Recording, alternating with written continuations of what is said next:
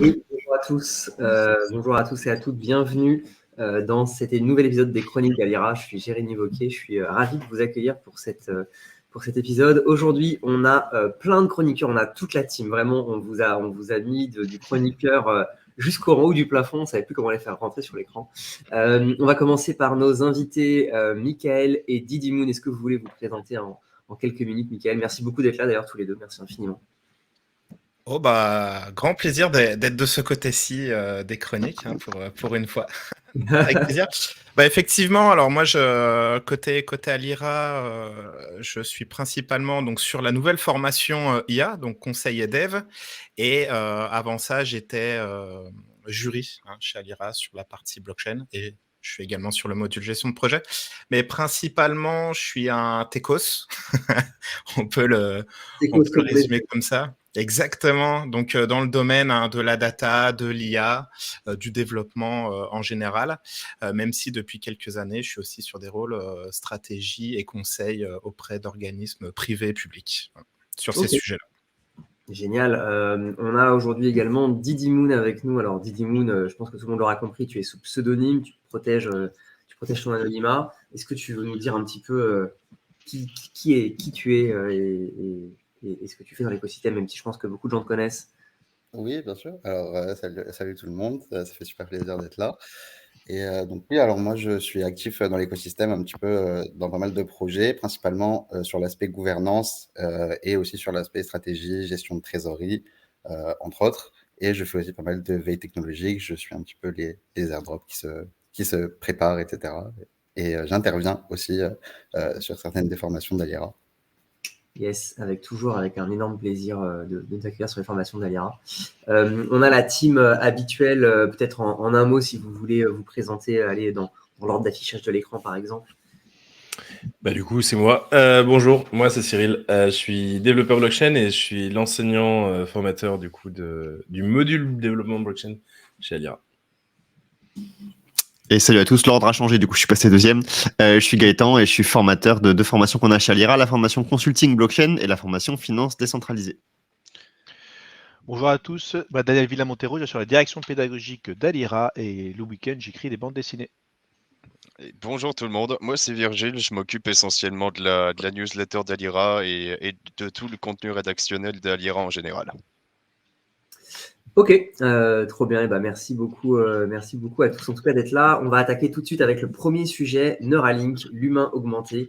On a une grosse news qui est tombée là il y a quelques jours, le 29 janvier, avec Neuralink, donc une startup, une de plus de Elon Musk, qui a annoncé avoir réussi l'implantation d'un implant cérébral, alors qui fait un peu plus d'un millier d'électrodes. Je crois que c'est 1024 électrodes qui ont été implémentées dans le cerveau de quelqu'un. Donc jusqu'à présent, il y avait eu des tests qui avaient été faits sur des modèles, notamment sur des singes.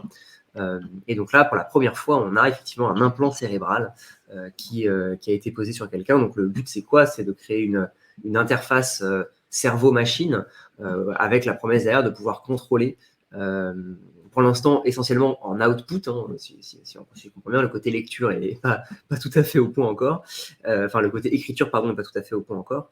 Mais donc, en tout cas, de pouvoir contrôler un device, une souris, un téléphone, etc. On pense évidemment aux applications pour les personnes en situation de handicap, mais je pense que l'ambition de cette technologie, c'est de nous en équiper tous un jour peut-être, je ne sais pas, et de pouvoir communiquer télépathiquement avec nos appareils électroniques. Michael, j'imagine, tu as vu la news passer. Qu'est-ce que tu penses de tout ça? Ouais, bref, il y aurait énormément de choses à dire dessus. La startup est relativement jeune, elle a été montée, cofondée par Elon Musk. Il est loin d'être tout seul. Ils sont un peu moins d'une dizaine, je crois, en 2019, mi-2019. Mais c'est vrai que cette news, forcément, elle suscite énormément de passion et de danger aussi, de risques, de craintes, de peur vis-à-vis de tout ça, parce que là, on touche au cerveau.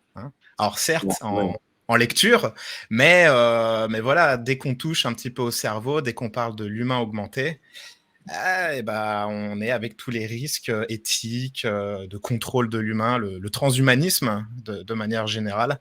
Et effectivement, c'est une news qui, alors mine de rien, de mon point de vue, de mon œil, passe relativement inaperçu, en tout cas en France. Je sais qu'il y a très peu de personnes qui m'en ont parlé. Je l'ai vu très peu sur les réseaux. Ouais, c'est assez. Je suis d'accord avec toi, c'est passé assez sous les radars. C'est ça. Alors que c'est un petit changement de paradigme en fait. Parce que là, la vie, Voilà, ouais. la défense de la vie plus, privée, en un plan dans la tête, tu peux et qui en plus fonctionne. Alors, les retours qu'on en a eu actuellement, c'est que déjà la personne est a priori en relative bonne santé. Et ils ont réussi à capter des signaux et ce qu'ils appellent des pics d'activité neuronale. On pourra en revenir peut-être un peu plus en détail sur ce que sont justement les interfaces directes neuronales. Donc, tu l'avais dit tout à l'heure, c'est l'autre nom de l'interface cerveau-machine. Mais oui, a priori, la personne est en bonne santé et ils ont réussi à lire 2-3 petites choses. Ok, trop bien, trop cool. Donc ouais, c'est effectivement, on est content que la personne soit en bonne santé parce que je me souviens que chez les singes, il y avait eu un peu des polémiques avec le fait que certains singes n'avaient pas survécu à l'opération. Donc, Alors, je me suis amusé à faire des petites recherches dessus. C'est 1500 singes qui sont morts pendant les études de Neuralink. 1500 singes, tant que ça. Ouais. Entre 2019 et 2022. Je suis Ils ont aussi fait ça sur des truies. Et un des trucs rigolos, c'est qu'ils ont réussi quand même à faire jouer à Pong un singe. Voilà, donc il y a un singe dans le monde qui a joué à Pong avec son cerveau. Donc c'est plutôt marrant, quelque part. D'un point de vue légal, ils ont eu quand même toutes les autorisations pour le faire. Hein. Évidemment, ils font pas n'importe quoi. Ça a été autorisé en mai 2023. Malgré le fait que plein de gens, évidemment, se plaignent forcément du côté bioéthique qu'il y a là-dedans et qui est tout à fait légitime. Mais voilà, ils ont toutes les autorisations pour le faire. Visiblement, la première a un peu fonctionné. Je tiens juste à dire, et je vais vous balancer ça dans le chat si vous voulez, vous pouvez évidemment postuler pour être parmi les premiers à avoir, avoir une puce. Il y a un site de Neuralink pour ça, pour pouvoir s'enregistrer. Voilà, c'est assez intéressant de voir ça. Et évidemment, il y a plein de problématiques qui sont liées à, du coup, la cause animale, parce que tous nos tests sont réalisés sur des animaux et c'est pas cruelty free, quoi. Et derrière, il y a aussi toute l'idée de qu'est-ce qu'on a envie de donner à son cerveau comme information, qu'est-ce qu'on a envie de donner comme connexion permanente à notre cerveau. Est-ce que finalement le droit à des connexions n'est pas une bonne chose même là-dedans? Il y a plein de points à aborder, même ne serait-ce que, je sais pas, sur les croyances et spiritualité. Est-ce que changer ce qu'est l'être humain est tout à fait légitime? Est-ce qu'on va pas trop loin? Est-ce qu'on joue pas aux apprentis de Dieu? On pourrait aborder le sujet sur plein de points de vue différents, je trouve. Ouais, Merci les singes. Ouais, merci les singes. Moi, ça me fait penser à, je ne sais pas si s'il y a des lecteurs parmi vous de Bernard Vedder, notamment un livre qui m'avait marqué durant mon enfance, qui s'appelle L'Ultime Secret, et dont le principal ressort narratif, c'est que un des personnages principaux est tétraplégique complet, donc il est à l'hôpital, et en fait, il se fait implanter ce genre de truc, tu vois, et il arrive à recommuniquer avec le monde, et notamment à se connecter avec Internet, à partir de cet implant, et du coup ensuite il reconstruit un espèce d'empire depuis son lit d'hôpital, quoi, avec tout un tas bon, je ne vais pas dévoiler toute l'intrigue s'il y en a qui vont le lire, donc je vais m'arrêter là dans le plot twist, mais voilà, c'est un truc qui avait été anticipé. Ça, je pense que je l'ai lu, je devais avoir 13 ans, quoi, un truc comme ça, donc ça fait longtemps que c'est dans la SF, ces trucs-là, ça arrive, ça frappe à la porte, quoi. Daniel, ouais, vas-y, mais si je peux me permettre, effectivement, là, tu viens d'aborder un sujet qui est aussi hyper important, c'est un peu le domaine du médical. Et comment dire, il y a un sujet, et d'ailleurs, Elon Musk s'en est pas caché, il a comme, on va dire, prise d'inspiration autour de Neuralink de Stephen Hawking, qu'on connaît pour sa maladie de Charcot, entre autres, sur la fin, mais qui est aussi appelé la sclérose latérale amyotrophique, donc la SLA, la fameuse, qui n'est pas la sclérose en plaques. Et qui, du coup, fait perdre petit à petit tout un tas de fonctions motrices, hein, et ce qui amène jusqu'au décès, hein, de la personne. Et Neuralink, et pas seulement Neuralink, hein, il y a aussi beaucoup d'initiatives et de précurseurs en France, hein, notamment à Grenoble, sont sur ce sujet-là, justement, de redonner des fonctions motrices, et en tout cas une capacité de communication par le biais justement de ce genre d'outils, alors de puces, hein. Ça peut prendre diverses formes qui sont plus ou moins intrusives. Neuralink l'est particulièrement, hein.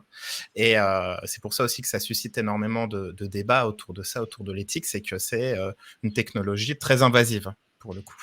Voilà. Ouais, complètement. Et d'ailleurs, il existe toute une série de startups, hein, qui travaillent là-dessus. On parle de Neuralink parce que voilà, avec Elon Musk, c'est assez visible, mais il y en a d'autres, notamment Kernel. Alors, je ne sais pas si vous connaissez, je vais vous montrer le site web. Et en fait, elles ne sont pas toutes intrusives. C'est ça que je trouve intéressant. Chez Kernel, par exemple, est-ce que je vais vous trouver le site ou pas? Chez Kernel, c'est un casque en fait qu'on porte, et donc on peut retirer quand on en a marre et quand on n'a pas envie que je ne sais pas quel milliardaire lise nos pensées.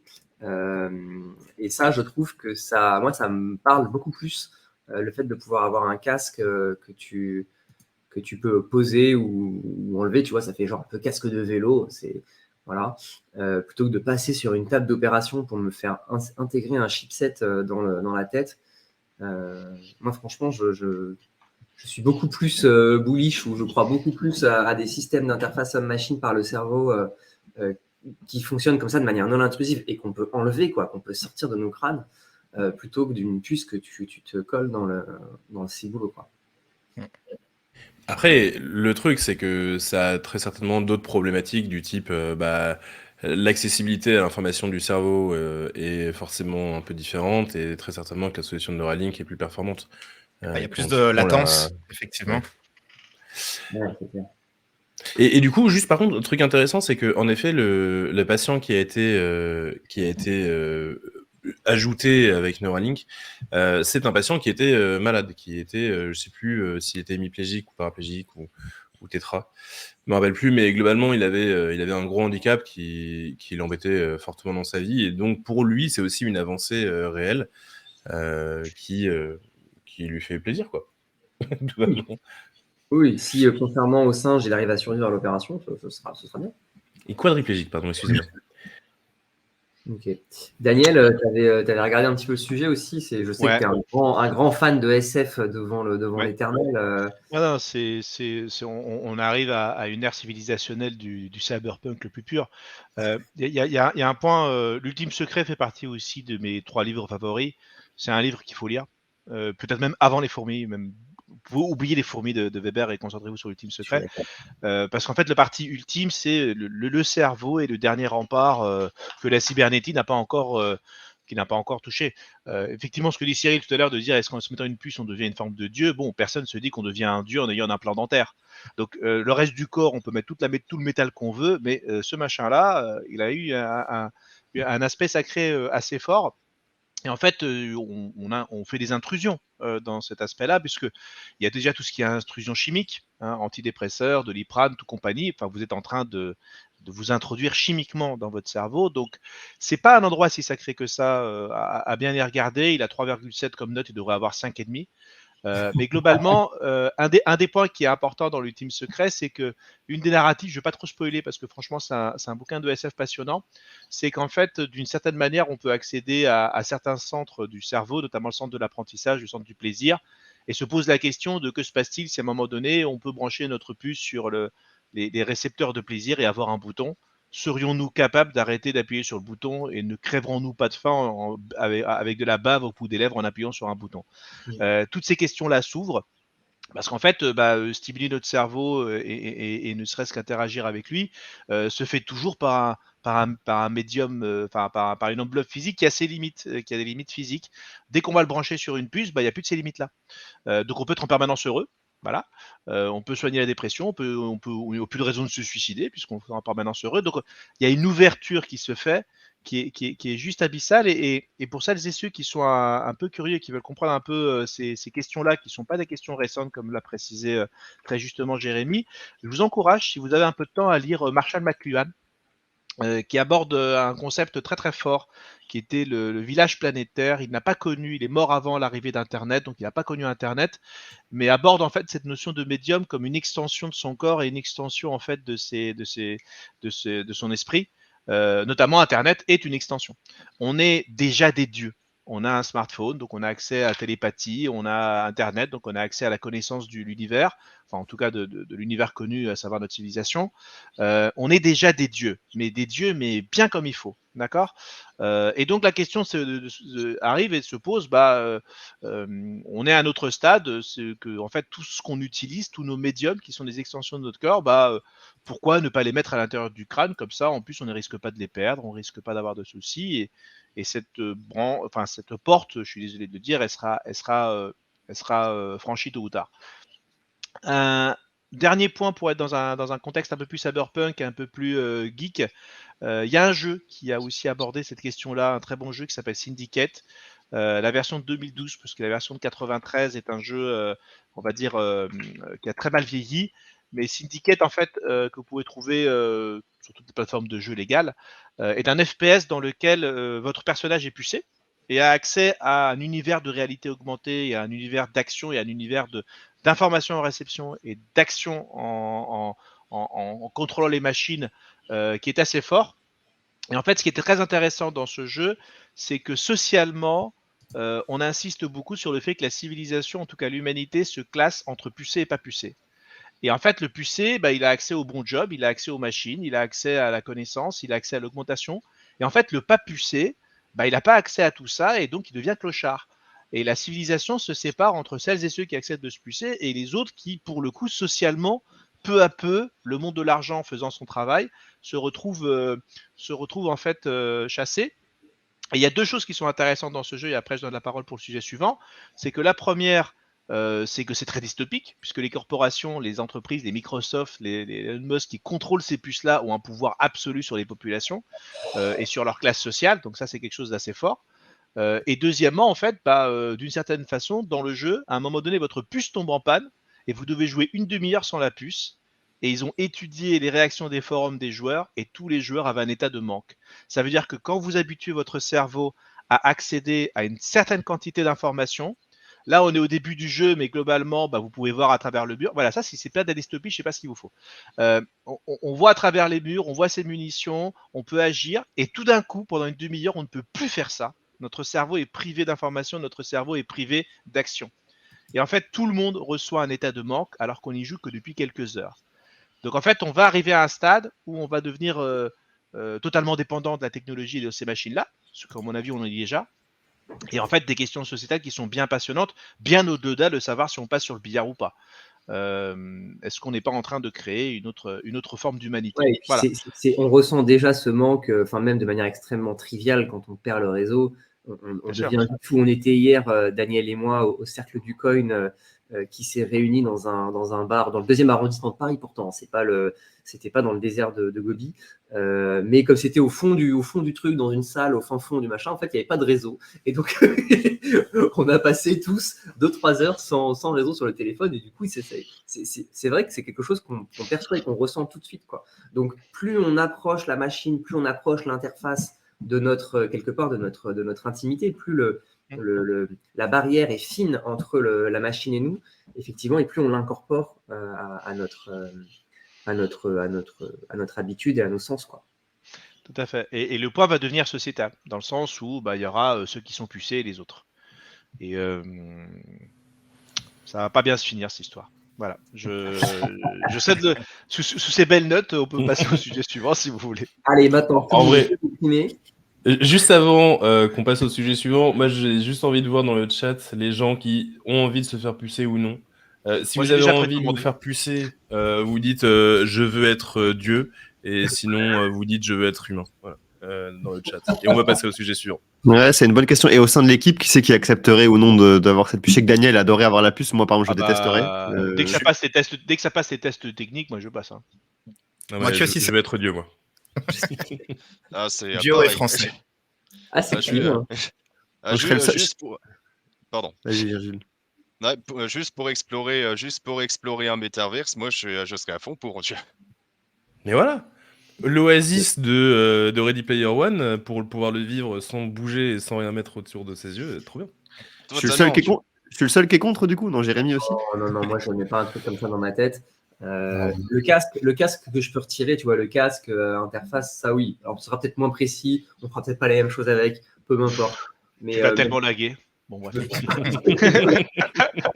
D'ailleurs, pour en Le mec, il a terminer une là-dessus, on parlait tout à l'heure que ça date pas d'hier, tout ça. Petite précision de date. Le début des recherches réelles sur les interfaces neuronales directes, c'est 1970. Donc ça date quand même un petit peu. ouais. Allez, attaquons le sujet suivant. Plus terre à terre pour le coup. Plus terre à terre, en tout cas qui vient du ciel, quelque part. Un petit peu, c'est vrai. Les airdrops. Oh. On va vous parler airdrop aujourd'hui et notamment de savoir, alors on va voir un peu quels sont les airdrops à venir. Alors vous savez bien que c'est toujours des rumeurs, mais bon, faute de mieux. Et aussi, on va essayer de prendre aussi de la profondeur de champ et de se demander à quoi ça peut bien servir tous ces airdrops, pourquoi est-ce que les projets font des airdrops, quelle est un peu finalement l'utilité sociale de ces airdrops. Peut-être je peux commencer par te donner la parole sur ce sujet.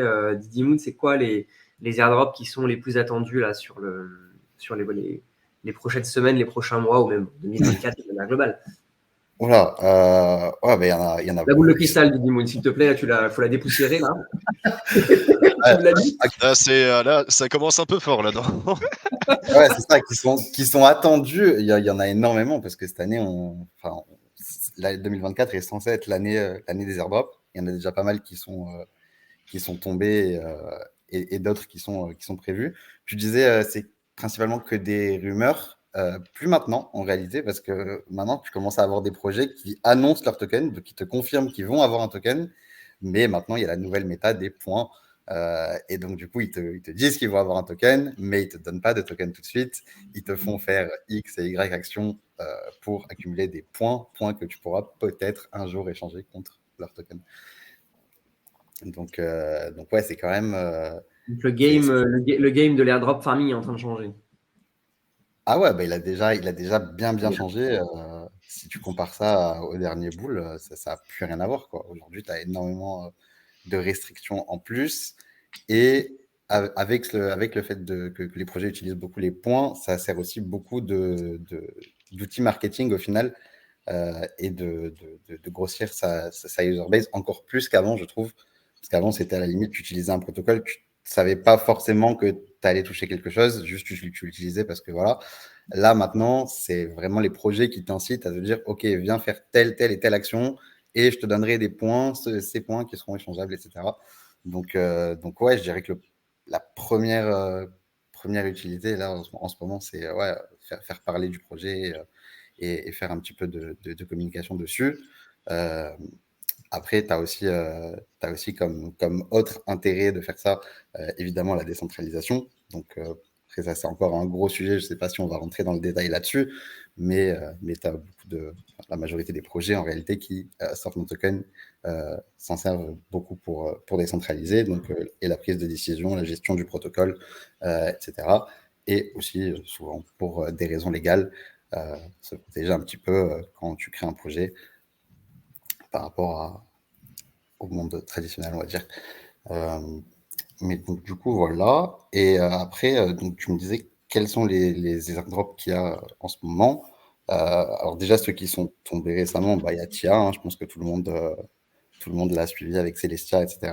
Et qui découle le fait d'avoir eu des Tia et de les avoir stake permet de recevoir pas mal d'autres airdrops. Il y a Dimension qui devrait plus trop tarder, je crois que c'est dans une semaine ou deux le mainnet. Et si vous étiez éligible, si vous aviez stake des TIA. Je crois qu'il y a aussi deux autres airdrops qui ont été faits, qui sont Saga et Doki pour les TIA stakers. Il y a même eu Altlayer aussi, je crois, ou non, c'est Manta, je crois, qui a reward ceux qui ont gagé du TIA. Donc, ouais, il y a pas mal de bruit autour de ça. Il y a également des petites rumeurs, ça pour le coup c'est vraiment des rumeurs, mais comme quoi il y aurait des projets qui se tâteraient à faire des airdrops au Peace Staker. Je ne sais pas s'il y en a qui ont suivi. Peace c'est un oracle PYTH. Et donc, du coup, ils ont fait un airdrop, là, je crois, il y a un mois et quelques. Et il commence maintenant à y avoir des rumeurs comme quoi, potentiellement, ceux qui stake cet airdrop en recevront aussi. Là, ils ont ajouté sur la page de stacking, sur le profil, vous pouvez linker maintenant une adresse EVM avec votre adresse Solana où vous stackez vos pistes. Donc, ça peut indiquer qu'ils essaient de traquer un petit peu quelque chose. Qu'est-ce qu'on a d'autre? On a Starknet aussi qui devrait plus trop tarder maintenant. Ça devrait être, je pense, d'ici une semaine ou deux, le temps parce que ça chill pas mal, il y a eu des tests qui ont été faits, etc.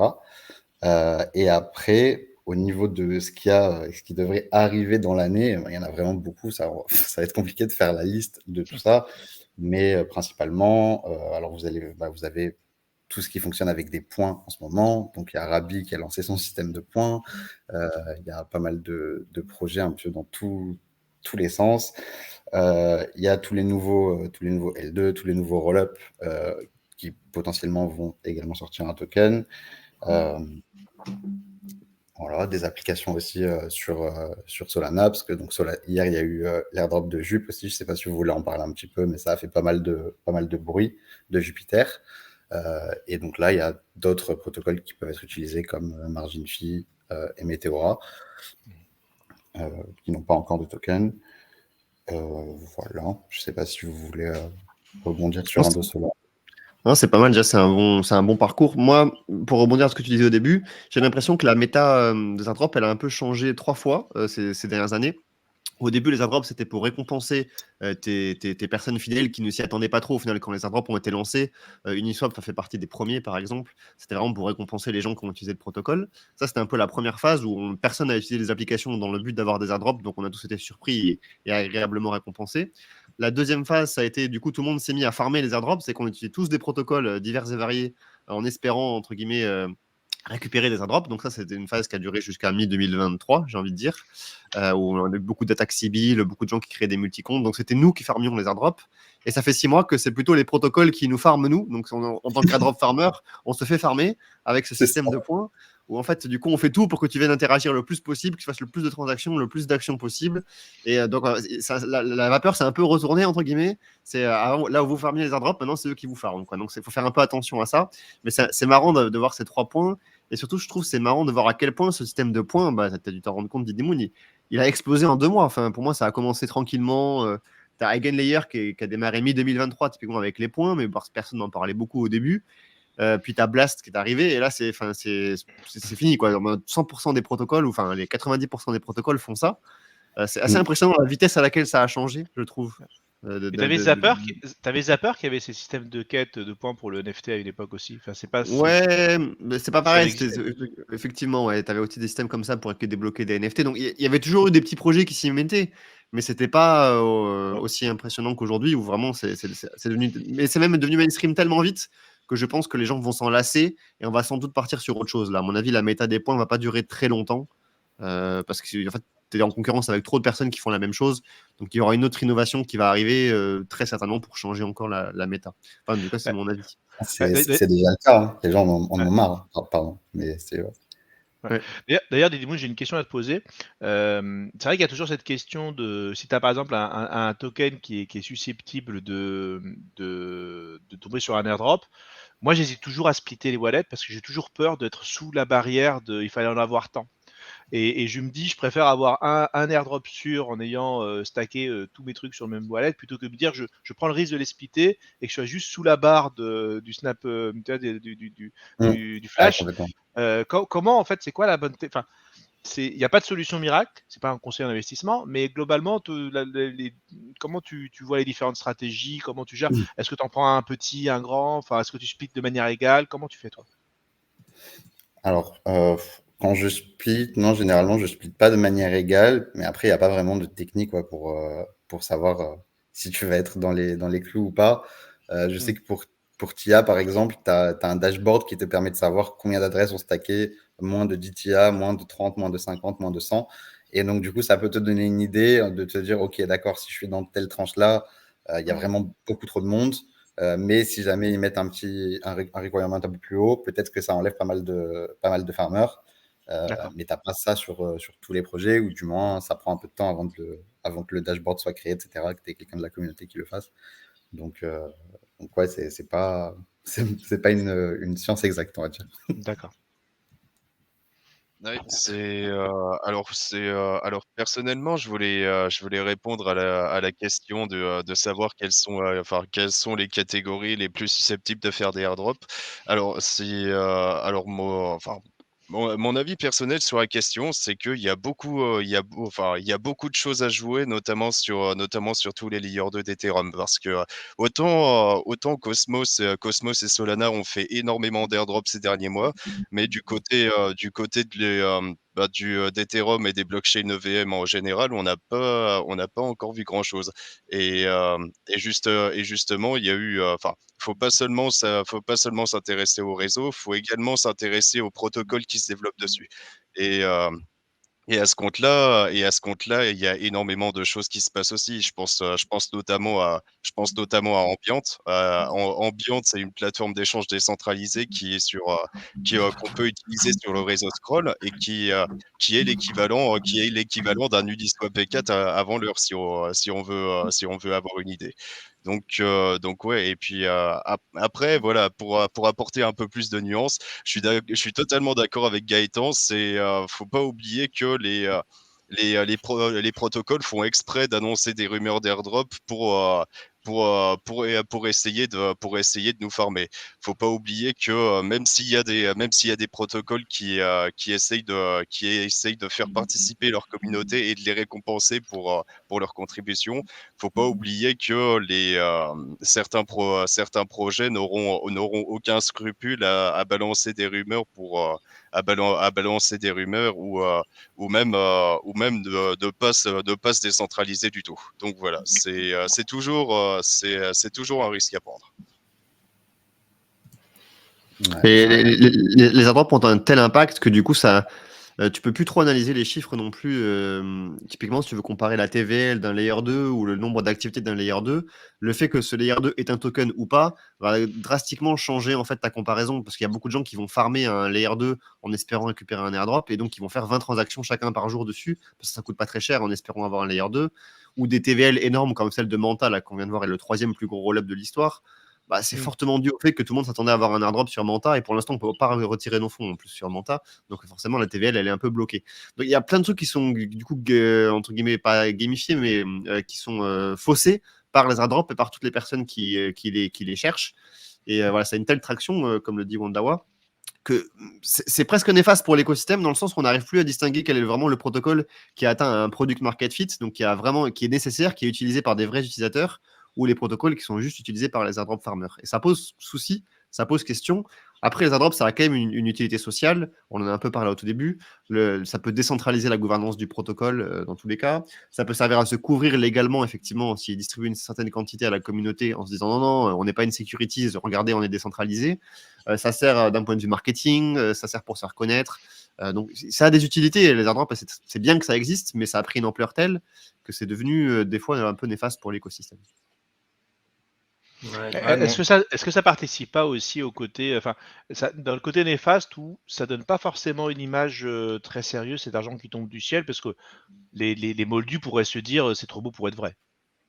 Je pense pas. En fait, Daniel, c'est un équilibre à trouver, en fait. C'est en gros, quand tu sors un token pour ton projet, le token, il sert surtout à aligner les intérêts de tous les participants de ton système. Et c'est vraiment c'est le seul outil qui permet de coordonner un groupe de personnes de façon décentralisée. Donc, t'as intérêt à distribuer des tokens à des utilisateurs qui tiennent vraiment à ton projet. Mais le seul problème, c'est que tu dois faire le tri entre ceux qui viennent juste pour farmer les airdrops, ceux qui veulent faire des attaques de gouvernance, ceux qui font des civils, etc., etc. Et pour l'instant, la solution miracle n'a pas encore été trouvée. D'accord. En tout cas, je constate que le chat a plutôt d'avoir une vision assez négative des airdrops. J'ai vu beaucoup de commentaires négatifs.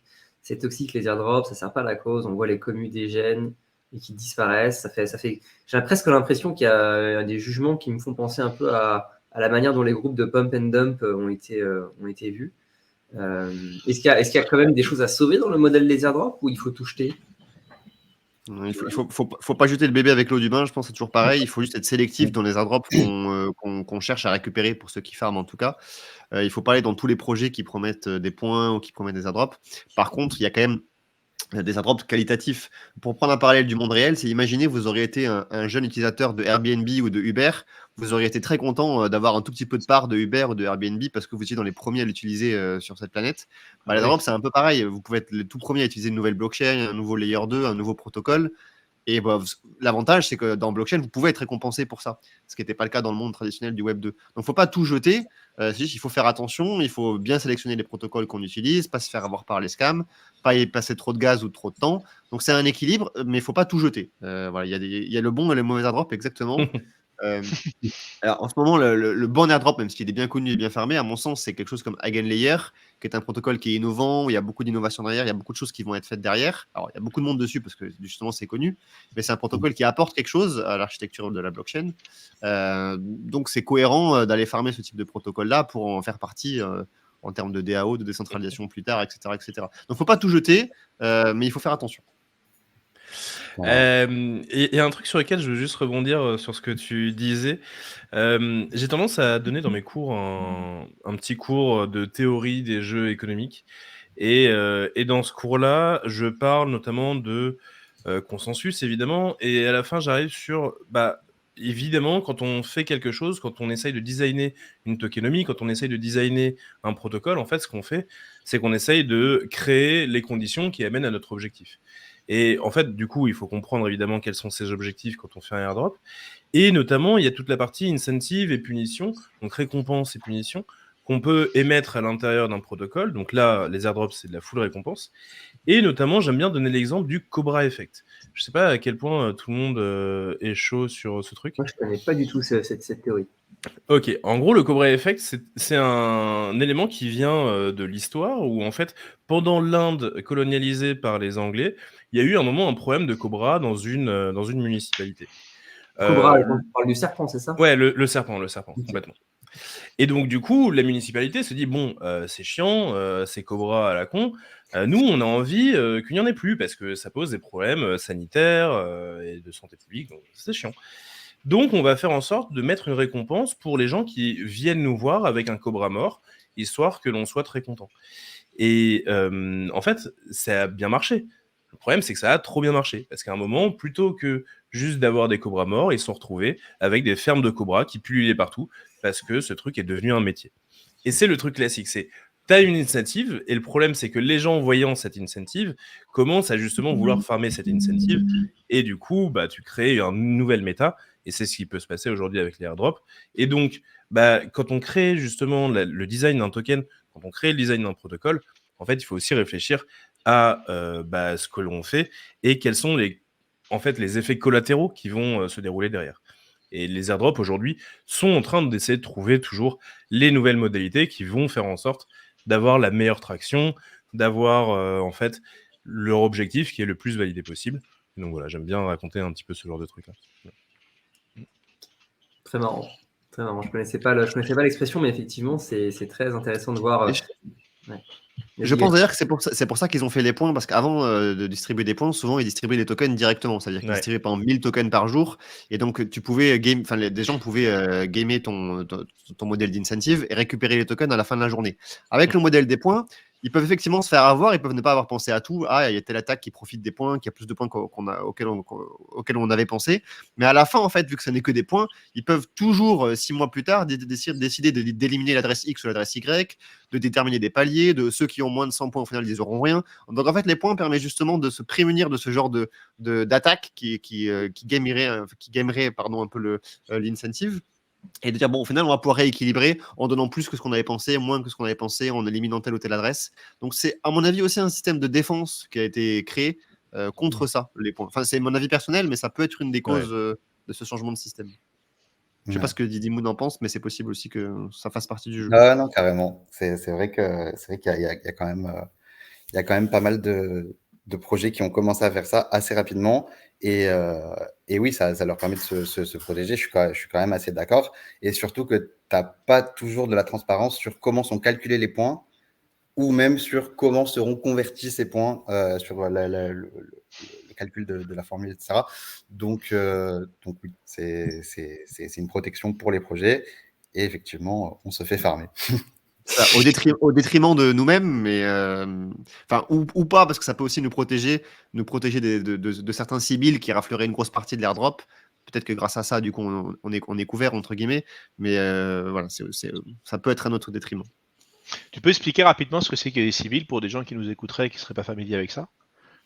L'attaque civile en blockchain, c'est juste l'idée de faire croire que tu es plusieurs personnes alors que tu n'en es qu'une. Genre, typiquement, en blockchain, si tu as 100 wallets, tu pourrais faire croire que c'est 100 entités différentes, alors qu'en vrai, c'est une seule et même entité, moi, par exemple, qui possède 100 wallets, mais qui est fait la ségrégation de mes fonds sur ces 100 wallets de manière assez discrète, pour simplifier. Donc, je peux faire croire au protocole que je suis 100 personnes différentes et donc recevoir 100 fois la récompense, alors qu'en fait, je ne suis qu'une seule et même personne.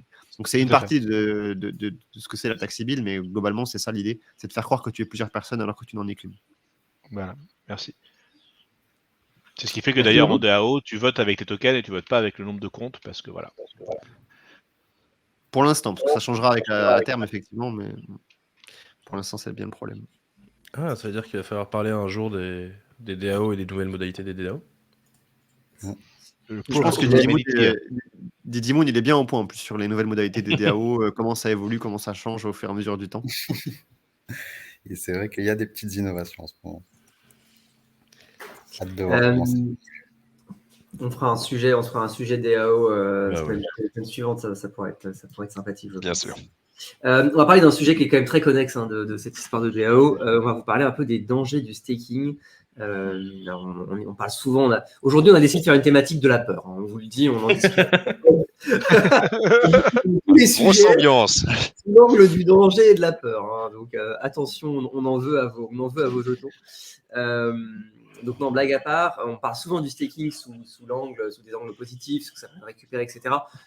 Parmi les gens que vous avez là devant vous dans la chronique, vous avez un certain nombre de stakers. J'en fais partie, j'ai un nœud Ethereum, voilà, on est plusieurs pour qui c'est le cas. Mais effectivement, on a également l'angle des dangers que ça implique, des risques qui sont impliqués par cette activité. Gaëtan, est-ce que tu veux un peu nous cadrer le sujet et nous dire peut-être ce qu'on n'entend pas assez sur cette thématique-là? Ouais, je vais prendre 5-10 minutes pour faire une petite présentation quand même, ça me paraît important. Là, on va se concentrer sur le stacking d'Ethereum, parce qu'il y a plusieurs types de stacking, il y a plusieurs blockchains proof of stake, ils sont tous plus ou moins différents.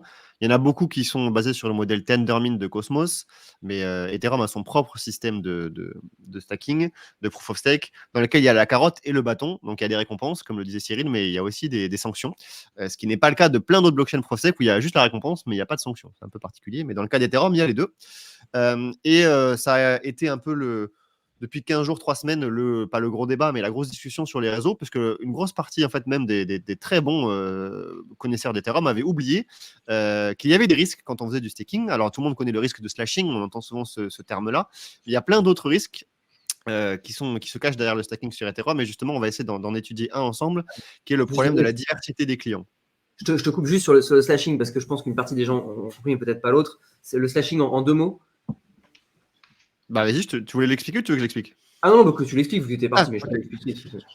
Vas-y, fais-le. Je ferai alors, le slashing, c'est quoi? C'est quand vous essayez de tricher par rapport au réseau Ethereum, donc notamment quand vous allez essayer de valider typiquement 2 blocs en même temps, donc vous validez 2 fois finalement avec votre validateur, vous essayez de valider un bloc qui est invalide, vous allez valider un bloc dans lequel il y a une certaine version de la chaîne et un autre bloc dans laquelle il y a une autre version de la chaîne. Bref, quand vous êtes en train d'essayer de tricher par rapport au réseau, le réseau va vous identifier comme un tricheur potentiel et donc va vous couper de l'Ether.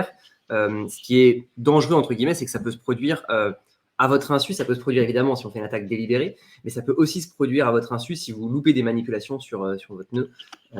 C'est malheureusement quelque chose qui peut arriver sans qu'on y prenne garde.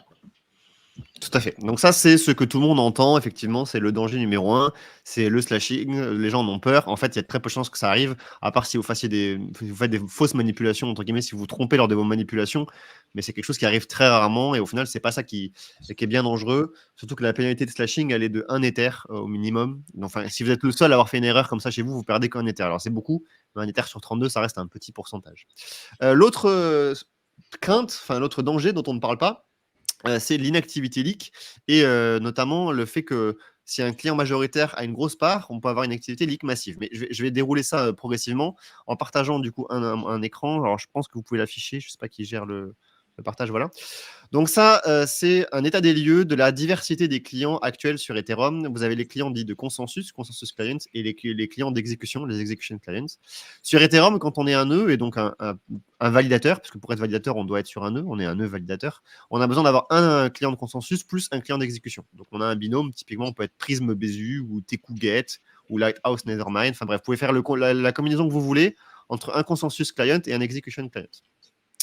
La blockchain a quelque chose de particulier, la blockchain Ethereum, dans le sens où elle a besoin d'avoir en permanence 66% des validateurs qui sont en ligne et qui sont d'accord, qui sont d'accord sur le même bloc, si vous voulez, qui valident le fait que le bloc A est le bloc canonique de la blockchain, pour finaliser. Ça s'appelle la finalisation, donc c'est Casper FFG qui fait ça, c'est un petit outil qu'utilise la blockchain Ethereum.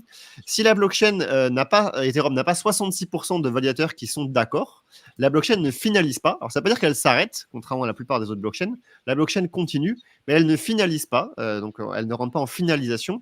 Et on a ce qui s'appelle l'inactivité leak qui se déclenche. L'inactivité leak, c'est le fait de dire, toutes les personnes qui du coup ne sont pas en train de valider ou ne valident pas sur la bonne blockchain, tous ceux qui ne sont pas dans les 66%, par exemple si vous êtes à 63% actuellement de personnes, les 37 autres pourcents entrent dans ce qu'on appelle l'inactivité leak. Ça veut dire qu'ils sont en train de perdre leurs fonds, une partie de leurs Ethers qui sont stackés sur leur validateur, et ils le perdent de plus en plus rapidement au cours du temps. Donc c'est quelque chose qui monte, c'est une courbe qui monte au cours du temps. Au début, vous perdez assez peu d'Ether sur les premières heures, puis plus les heures passent et les jours passent, plus vous commencez à perdre de l'Ether. Il faut savoir qu'au bout de 3 semaines, vous avez perdu la moitié de vos Ethers. Donc si vous êtes en inactivité leak, au bout de 3 semaines, vous avez perdu 150% de vos Ethers et vous êtes sorti des validateurs. Donc vous perdez 16 sur les 32 Ethers que vous avez. Vous êtes sorti en tant que validateur de la blockchain, enfin de la Beacon Chain en l'occurrence. Ça s'arrête là, entre guillemets. C'est là que s'arrête la sanction. D'où vient cette sanction? Elle vient du fait que si jamais il y a un problème massif sur le réseau, une troisième guerre mondiale, une grosse coupure au niveau d'un continent, une panne d'électricité pendant longtemps quelque part, la blockchain puisse se soigner par elle-même, s'auto-soigner et refinaliser. Si vous avez plus que 33% des validateurs qui sont déconnectés, elle ne finalise plus votre blockchain. Et donc, pour refinaliser avec le temps, on a besoin de faire diminuer le stake de ceux qui sont hors ligne, si vous voulez. Et on a aussi besoin de les faire sortir au bout d'un certain temps si jamais ils arrivent à 16 Ethers. Donc ça, c'est quelque chose qui est quand même un peu connu, moins connu que le slashing, mais quand même un peu connu. Et ça peut arriver si on a un client qui dépasse 33%, qui a un souci. Donc typiquement, aujourd'hui, les personnes qui font tourner Prism, par exemple, si jamais ils venaient avoir un souci, si le client Prism a un souci qui fait que le validateur est déconnecté, à ce moment-là, toutes les personnes qui font tourner Prism seront en inactivité leak le temps que Prism résout le problème. Si on n'a aucun client qui dépasse 33%, on a un premier avantage qui est que la blockchain ne sera jamais en inactivité leak, la blockchain ne sera jamais en perte de finalité, donc on n'aura pas cette sanction qui est possible. Donc typiquement, si on avait Prism qui serait en dessous de 33%, on n'aurait aucun consensus client qui pourrait nous mettre dans cette situation. Et ce serait pareil si on avait Get en dessous de 33%. On en est loin, et ce serait la même chose. Donc le premier threshold qui est important, c'est ne pas avoir de clients qui dépassent 33% pour éviter ce scénario. Mais ce scénario, il n'est pas si terrible dans le sens où si Prism a un problème, typiquement, on espère qu'en l'espace de 6, 8, 12 heures, ils vont résoudre le problème, que vous allez repasser en ligne et que du coup, vous souffrez d'une inactivité leak pendant un peu de temps. Le vrai problème qu'il peut y avoir, et c'est là que cette information que personne ne parlait, que tout le monde avait oublié dernièrement, c'est quand un client a plus de 66% de validateurs, c'est le cas de Get par exemple aujourd'hui, et que ce client-là a un bug. Le problème, c'est que du coup, le bug devient la chaîne canonique et la chaîne finalisée. Parce que si votre client a 66%, ça veut dire que si Get, par exemple, à 78% possède le bug, ça veut dire que tous les validateurs qui utilisent Get vont rendre ce bug comme étant finalisé, comme étant canonique, comme étant la vraie blockchain. Et à ce moment-là, vous n'avez aucune possibilité de sortir de cette chose-là. C'est-à-dire que vous, en tant que validateur, vous êtes sur la blockchain qui a été finalisée, mais qui est buggée. Et la seule solution que vous avez en fait en tant que validateur pour repartir sur la vraie blockchain, c'est d'être, c'est pas vraiment le slashing, mais je vais pas rentrer dans le détail parce que c'est complexe, mais c'est d'être slashé d'environ 80% de vos Ethers. Donc ça veut dire que si demain des validateurs qui font tourner Get ont un souci, pas qu'ils se déconnectent, mais que Get valide une mauvaise blockchain, qui a un bug dans les blocs qui sont validés par Get, alors vous allez devoir être slashé massivement pour revenir sur la vraie blockchain qui est du coup fait tourner par les 22 autres pourcents. Et ce slashing, il peut être, plus il y a de personnes qui sont au-dessus de 66%, plus il est intense. Et on l'estime aujourd'hui à 80%, pour simplifier. Donc vous perdrez 80% de vos Ethers. Donc si vous êtes sur 32 Ethers, vous en perdrez 80%, donc vous resterez à 6,4 Ethers à peu près. Donc c'est une énorme perte qui était assez peu anticipée et qui en fait montre le danger de faire tourner un client majoritaire. C'est-à-dire si vous faites tourner un client qui a plus de 66% et que ce client a un souci, valide et finalise un bug, bah vous allez perdre jusqu'à 80% du montant de votre stake. Peut-être que ça ne vous concerne pas, là vous vous dites à la maison, c'est pas très grave, moi je m'en fiche, je suis pas validateur, j'utilise d'autres protocoles. Le problème c'est que, vous voyez, Get là est aujourd'hui à 78%, donc Get est exactement dans ce cas de figure-là. Et si vous allez sur des blockchains, du liquid staking comme celui de Lido, bah Lido aujourd'hui fait tourner 66,7% de Get. Ça veut dire que si demain, là imaginons que là dans une heure, Get a un souci et Get finalise un bloc incorrect, bah, vous perdrez 80% des 66% de votre stake chez Lido. Donc en gros, vous perdrez, faut que je fasse le calcul, là je suis malade, donc j'ai du mal à parler et à faire le calcul en même temps. Vous perdrez environ 50% de vos Ethers. Donc tous ceux qui ont des stacks Ethers actuellement chez Lido, si Get a un souci là dans l'heure qui viennent, vous perdez 50% de vos Ethers. Donc c'est quelque chose qui est hyper important à avoir en tête. De déclencher un bank run chez Lido. Et c'est le but. Mais tant mieux, il faut le faire. Tu dis Ouais, ça avant c'est- de shorter Lido, t'es dégueulasse, quoi, vraiment. C'est qu'il il faut absolument tout faire pour, soit si vous êtes validateur à la maison, ne pas faire tourner Get, soit si vous utilisez des solutions de liquid staking, ne pas utiliser des protocoles qui utilisent des clients majoritaires comme Get. Donc, il ne faut surtout pas utiliser Lido pour l'instant, ni Binance, ni Coinbase, ni Kraken. Alors, ils sont tous en train de changer parce que tout le monde s'est réveillé là il y a 15 jours pour dire oh là là, effectivement, on avait oublié ce truc-là, il faut qu'on change. Donc, ça va s'améliorer là dans quelques temps. Mais faites quand même attention, et même dans vos choix de liquid staking, faites attention à ça et privilégiez des acteurs qui ne choisissent pas du coup des clients majoritaires comme Get. En l'occurrence, Rocket Pool est à 30% typiquement. Il y en a d'autres. Alors en liquid staking, il n'y en a pas d'autres en l'occurrence. Il n'y a que Rocket Pool, mais il y en a d'autres qui arrivent. Stakewise est déjà un peu mieux, etc., etc. Bref, ça fait un long monologue, je suis désolé. Mais voilà un peu pour placer rapidement le cas de figure. Bah, c'est après, désolé. Pardon, parce que je crois que je partageais mal mon écran. Vous n'avez pas vu la slide avec Lido. Attendez, hop, je vous ai vu uniquement la slide sur Client Diversity. Hop, donc. Ouais, bah de toute façon, ouais, tout ce qui est institution comme Coinbase, Binance, Lido, etc. C'est la plupart du temps c'est basé sur Get. Mais après, une chose à savoir quand même, c'est que si la dominance de Get est aussi importante, c'est aussi parce que c'était le client d'exécution le plus performant en fait.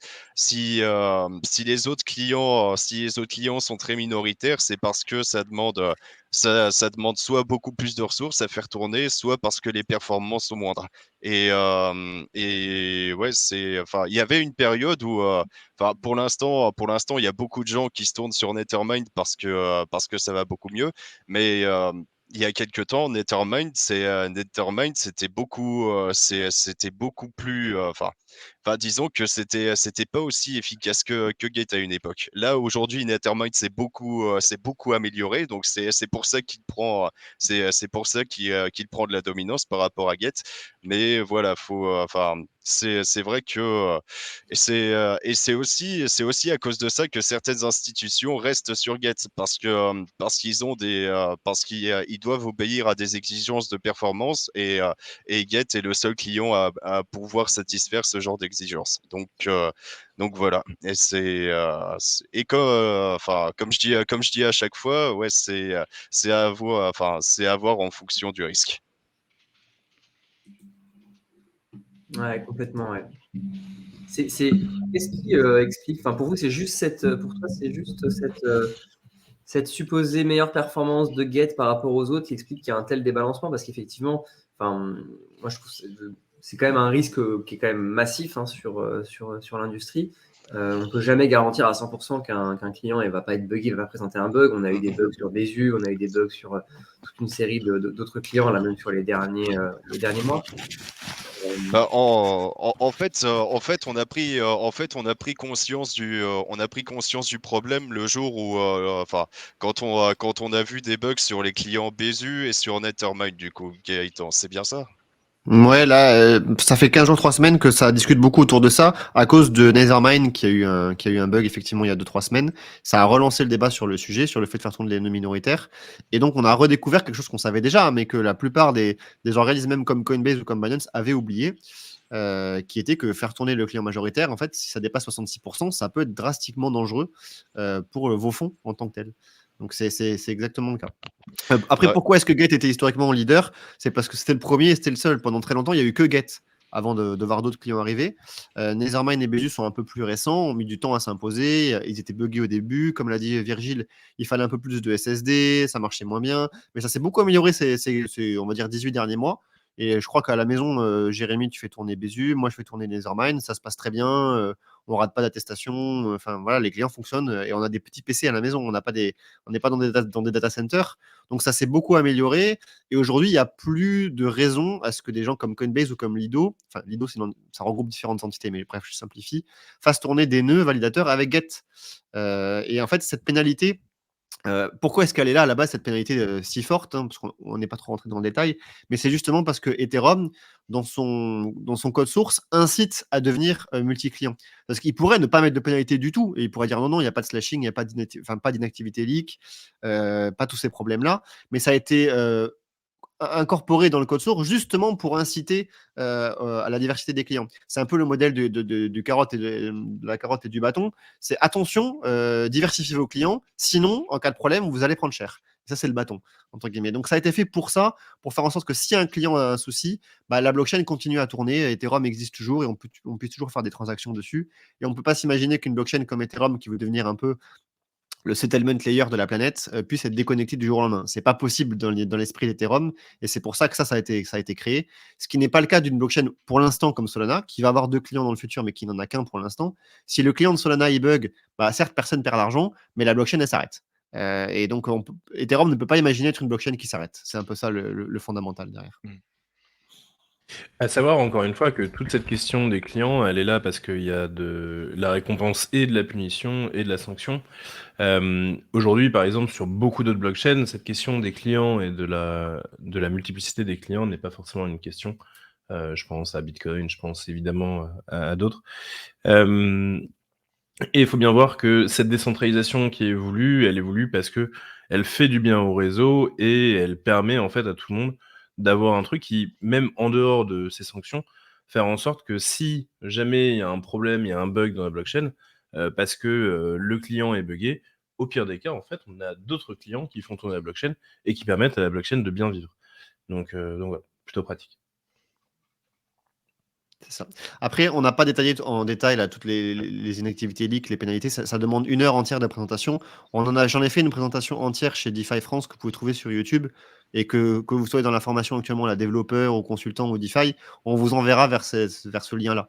Voilà. Donc, si vous voulez rentrer plus dans le détail sur les pénalités, les sanctions et les récompenses, il y a des vidéos qui sont faites sur le sujet. Là, on n'a pas le temps, en l'espace de 5 minutes, de rentrer dans le détail du détail.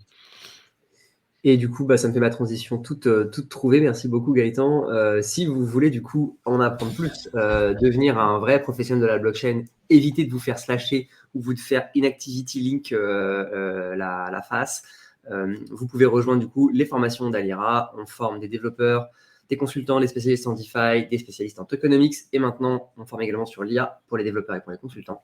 Nos prochains programmes débutera fin avril, donc dans un peu moins de 3 mois, ce qui est le bon moment. Si vous voulez monter des dossiers de financement, c'est le bon moment pour vous y prendre maintenant. Donc si ça vous intéresse, vous pouvez aller voir sur alira.fr et notamment prendre un rendez-vous avec la team d'Alira pour étudier votre dossier. Ils font ça très très bien.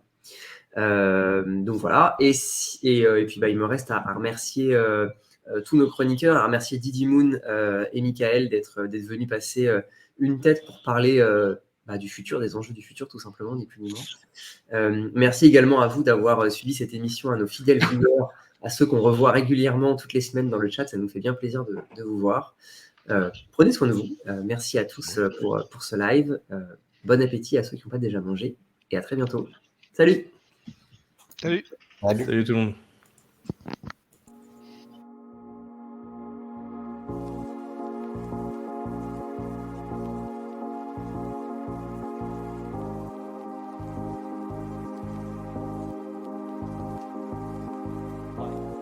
Destination.